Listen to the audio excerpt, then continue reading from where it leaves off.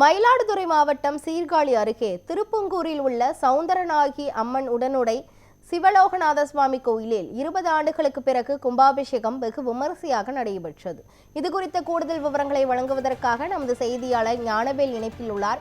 ஞானவேல், இந்த கோயிலின் சிறப்பம்சங்கள் என்ன? மேலும் அந்த கும்பாபிஷேகத்தில் எவ்வளவு பக்தர்கள் பங்கேற்றுள்ளார்கள்? விவரங்களை சொல்லுங்க. வணக்கம் கிருஷ்ணவேணி.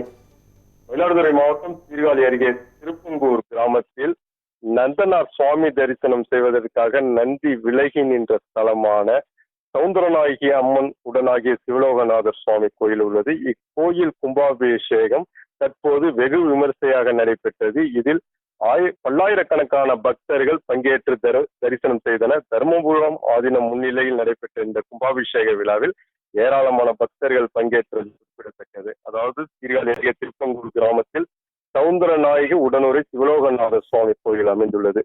புங்க மரத்தடியின் கீழே சிவபெருமான் தரிசனம் கொடுப்பதால் திருப்புங்கூர் என வழங்கப்படுகிறது.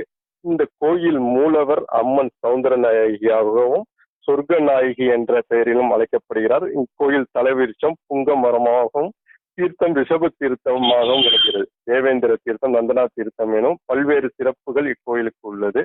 இந்த கோயிலில் உள்ள நந்தி நந்தனார் சுவாமி தரிசனம் செய்வதற்காக விலகி நின்ற ஸ்தலமாக போற்றப்படுகிறது. பல்வேறு சிறப்புகளையும் காரிய சித்தி உண்டாக்கும் இக்கோயில் கும்பாபிஷேகம் செய்திட முடிவு செய்யப்பட்டு இந்து சமய அறநிலையத்துறை மற்றும் திருப்பணி உபயதாரர்களால் இந்த திருப்பணிகள் கடந்த சில ஆண்டுக்கு முன்பு தொடங்கி நடைபெற்று வந்தது. அதாவது 20 ஆண்டுகளுக்கு பிறகு தற்போது இக்கோயில் கும்பாபிஷேகம் நடைபெற்றது.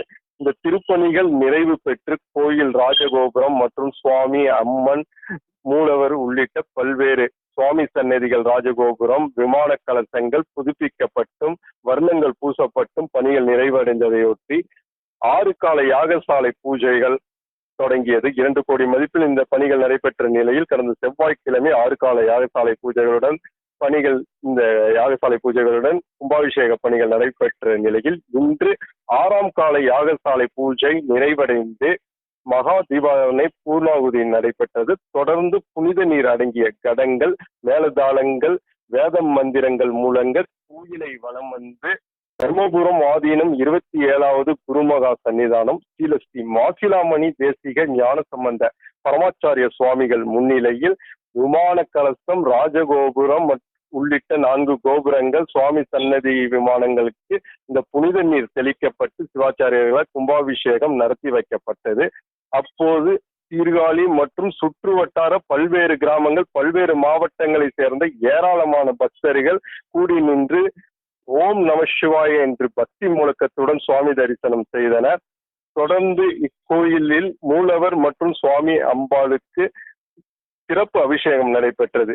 இந்த திருப்பணி பணிகளை உபயதாரர்கள் மற்றும் இந்து சமய அறநிலையத்துறை அதிகாரிகள் மற்றும் கோயில் சிப்பந்திகள், பணியாளர்கள் செய்திருந்தனர். பாதுகாப்பு ஏற்பாடுகளை சீர்காழி போலீசார் மேற்கொண்டிருந்தனர். கிருஷ்ணவேணி. விவரங்களுக்கு நன்றி ஞானவேல்.